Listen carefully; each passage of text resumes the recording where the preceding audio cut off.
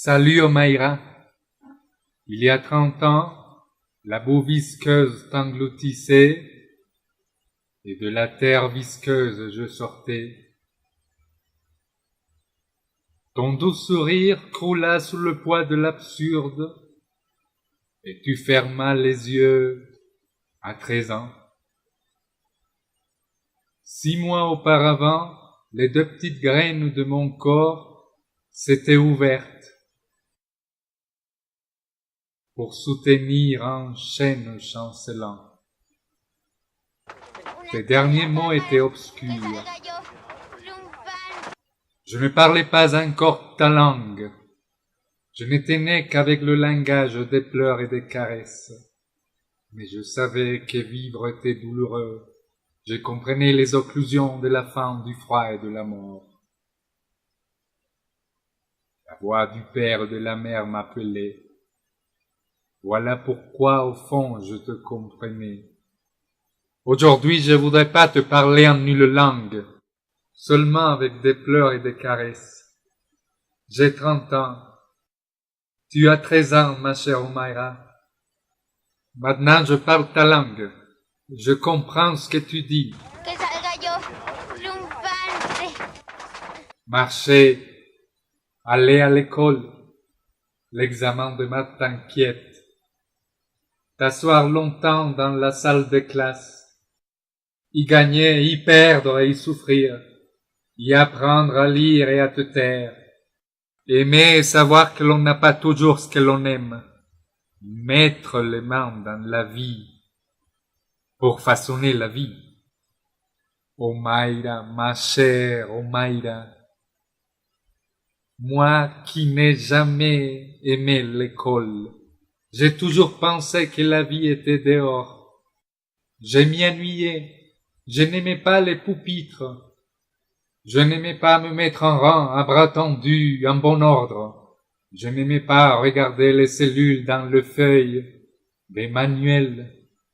Je n'aimais pas apprendre par cœur les noms des planètes. Je n'aimais ni l'odeur de la craie, ni me lever tôt.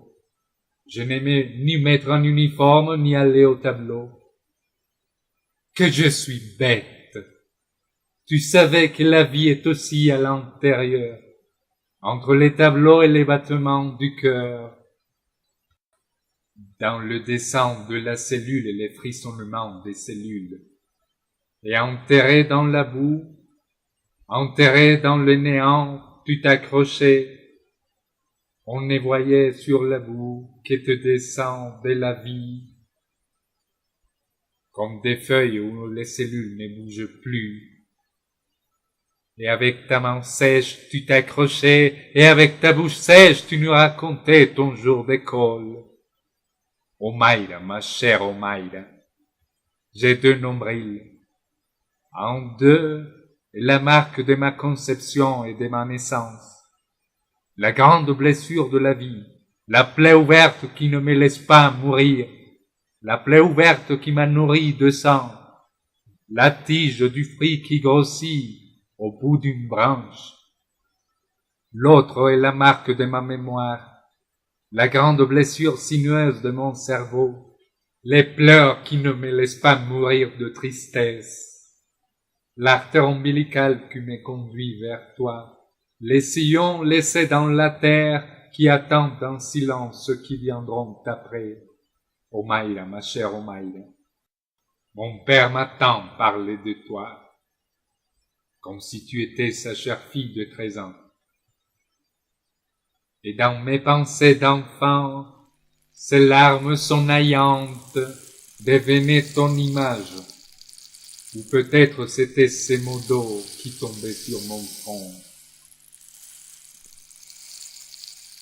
La nuit dernière, lorsque l'on voyageait en voiture sur une route qui sentait le citronnier et l'acacia, on s'arrêta dans un coin perdu. L'odeur de boue arrivait jusque-là dans cette nuit noire. Armero était déjà au plus profond des pleurs et des cris, de la Llorona embouée et des fantômes mutilés et errants qui l'escortaient. Et mon père me raconta à nouveau l'histoire. Et d'autres pères racontaient à nouveau l'histoire à ses enfants. Et cette nuit-là, il ne pleuvait pas. C'était des mots d'eau qui tombaient. Et ce n'étaient pas des grillons qui checaient la nuit. C'étaient des larmes somnaillantes tombant sur des arbres sans enfants. Omaïra, ma chère Omaïra, qui sera parmi tous l'enfant sans mère, le père sans fille? Je ne sais pas. Mais ma chère Omaïra, tu es mère de tous, sœur de tous, fille de tous.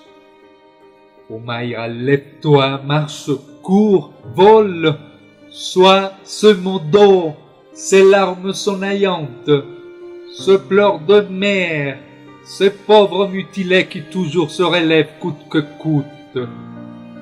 Ces grillons qui chiquent la nuit, cette odeur de citronnier et d'acacia, ces pleurs de père, cet enfant qui écoute son père, ce sourire de marbre sur le mur de l'école, ces mains tachées de peinture, cette règle de 3 écrite à la craie sur le tableau, cet enfant qui est tombé amoureux pour la première fois, cet croquis fait pour la 4e ou 5e fois, c'est écrit dans le marge du cahier, ce devoir bien fait, ce devoir mal fait, ces sillons qui attendent en silence les nouvelles pousses, cette salle de classe qui attend les enfants qui viendront, cette salle de classe qui t'attendent.